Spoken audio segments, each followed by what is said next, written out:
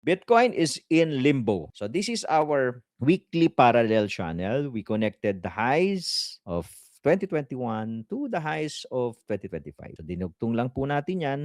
And dinrag natin pababa, nakuha natin yung bottom ng parallel channel. So this is the peak of last bull market. This is the bottom of last cycle's bear market.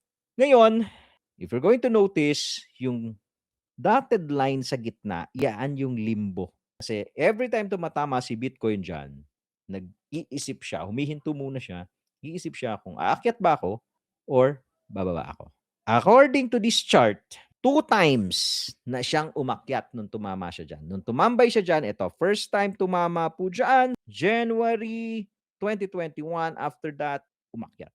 Nag-hit ng new all-time high ng October 2021. That's the first time tumama, umakyat. Second time, ito po, March 2025, nag-hit dyan. After that, umakyat, nag-hit ng all-time high ng July and August. And then October. Okay, so, unang all-time high niya, July. Hit siya ng all-time high ng July. And then October yung last na all-time high. And then nagko-correct. So, 2 beses po siyang umakyat nung tumama siya dyan. 1 beses siyang bumaba nung tumama siya dyan. Okay? So, kung gagamitan mo ng logic, ano ang possible next move? It's up to you. Kayo po magdi-decide. Okay? Kung ano yung possible next move. Alright? Aakyat ba siya dahil 2 beses na siyang umakyat? Is the odd favor the bulls? Kasi 2 times na silang nanalo. 2 times na pong wagi yung bulls. 1, 2. This time lamang sila. Championship na to. Papaakyatin yan, tito. Kasi lamang na sila. Diretso na nila yung paakyat. Yung bears, 1 beses pa lang nanalo. So, lamang ang bulls. Ganun ka ba mag-isip? Ganun ka ba mag-analyze? Yun ba yung logic mo?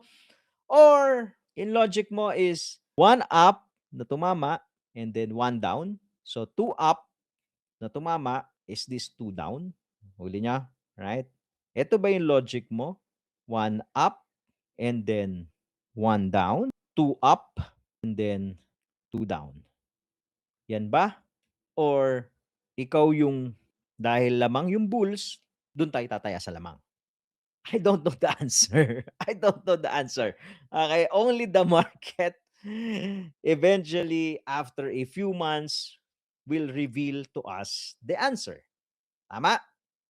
Kasi hindi natin hawak yung sagot. Hindi hawak ni Tom Lee yung sagot. Hindi hawak ni Michael Saylor yung sagot. Hindi hawak ni Donald Trump yung sagot. Yung market yung may hawak. Kung saan siya gusto pumunta. Okay? Ngayon, the only question is, what are you going to do? Or what are you doing? Okay? What are you going to do and what are you doing? So, yun po yung tanong dyan.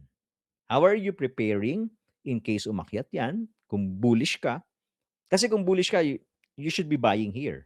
If, ako ang logic is, syempre, kung ang take mo is aakyat, dito nag-accumulate ka. Kasi take mo aakyat bumubudega ka na dyan. Pero syempre, kung take mo bababa, you're staying on the sideline. Nahuli. Okay? Kasi kung ang take mo bababa pa siya, dapat antay mo bumaba.